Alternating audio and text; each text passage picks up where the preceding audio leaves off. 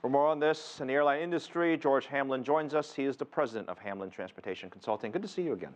Thanks, Phil. Are we surprised? I mean, we can't be possibly surprised that airlines don't want to pass on the savings to customers, because isn't the airline's job to make the most money possible? The airline is supposed to get a return on investment, because people don't understand most of the new entrant airlines went bankrupt. They went broke. That there's a fine balance between making enough money to stay in business and not making any money at all. Yeah, I just purchased a one-way ticket to the West Coast, $400 here from DC. I remember it used to be $100 or $200. So clearly the savings are not being shared by everybody, and that's an economy ticket. Prices have gone up. Is it because there's less competition? That's a big factor. We now have four very large air carriers in the U.S., three legacies. There were 6 legacies not that many years Continental's ago. gone, TWA is gone, U.S. Airways is gone, right? Sure. Delta and Northwest is gone. United and Continental and American and U.S. Airways. Have too many of them merged? Has it gotten to the point where the consumer, flyers like you and I, and folks watching, we now end up paying the price because there's not enough competition? There's going to continue to be some good deals, but they're going to be fewer and further between. Remember when international flights, like if you went from here to London or here to Hong Kong or Beijing, you'd have to pay this fuel surcharge, because remember, oil was expensive, right? So the airlines would charge us a couple $100 more per ticket. Has that gone away? I haven't tracked specifically if the fuel surcharges have, but it would be sort of bad news in the market when everyone knows that oil has gone down significantly. The airlines themselves, they're very happy. For the first time in I don't know how many decades, they've had a couple good years in a row, and hopefully that stays for them so they can keep their employees hired. But at the same time, how does oil really affect them? Because I'm told that they hedge most of that stuff out long term anyways. So the day-to-day movement doesn't affect them as much. Some airlines do, some don't. American is benefiting from not having hedged much recently. But if you have a hedge position, you may actually lose some money out. By the way, hedging is when you go out and pre-buy the oil, essentially, right? Right. It's like buying 1,000 gallons of gas and putting it in your garage. You're betting what the fuel price will be in the future.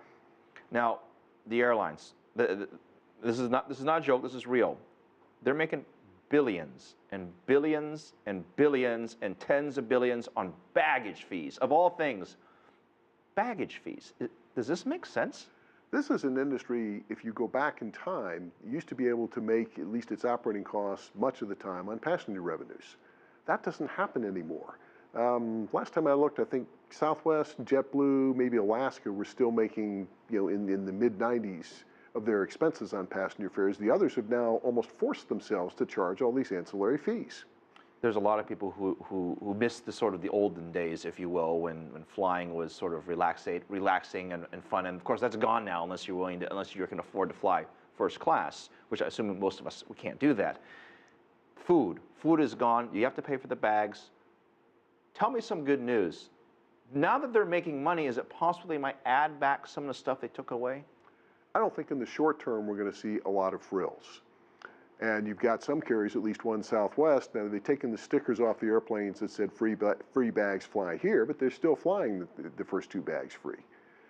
And one of the more interesting things from my perspective, you mentioned food, the legacy carriers have essentially eliminated food from domestic economy. Yeah, 4 hours you start. Southwest, which at one point served only peanuts, they actually have little packages of snacks now, and they don't look askance if you take more than one. Yeah, so I don't want expired snacks on the plane. I want a proper, a meal. It's basically a frozen dinner. Yes. Am I right? Let's talk about international travel quickly. China, obviously a very big market. There are more and more flights. American launched new flights to China. Delta doing the same. United doing the same. They're all building up their hubs right along the west coast of the U.S. because of China. Does this trend continue over the next couple of years? Unless the Chinese economy goes off the edge of the earth, yes. All right. So the answer is yes. When you look at the new planes coming onto the market, the 787 and the 780, 380 for the Airbus, are they going to use these new planes, buy more of them? Because a lot of these airlines are waiting to purchase aircraft. And now that they're making money, does it help them push them along to get them to make new orders? They've already, even when fuel was high, they've ordered a lot of airplanes. They've ordered a lot of new airplanes because the new ones are more fuel efficient. I don't see that going away, but both Airbus and Boeing have huge, absolutely enormous backlogs of aircraft that are already on order. Now, as far as which plane is used to go where, that's a complex process to, airline scheduling that we could take a few hours and discuss that, but we won't.